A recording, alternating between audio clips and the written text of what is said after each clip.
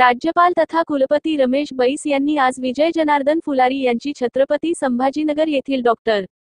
बाबासाहेब आंबेडकर मराठवाडा विद्यापीठाच्या कुलगुरुपदी नियुक्ती केली आहे. डॉ. विजय फुलारी हे शिवाजी विद्यापीठ कोल्हापूर येथे वरिष्ठ प्राध्यापक असून ते भौतिकशास्त्र विभागाचे प्रमुख होते.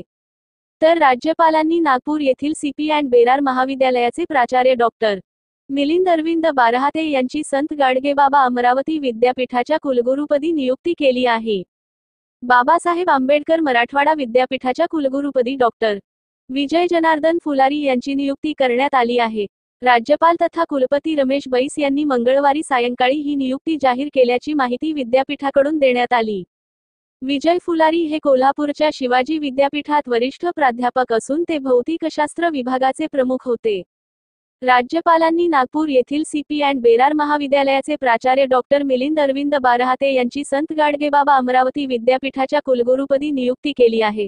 राज्यपाल बैस यांनी डॉ. सुनील गंगाधर भिरुड यांची शासकीय अभियांत्रिकी महाविद्यालय पुणे तंत्रज्ञान विद्यापीठाच्या कुलगुरुपदावर नियुक्ती केली आहे.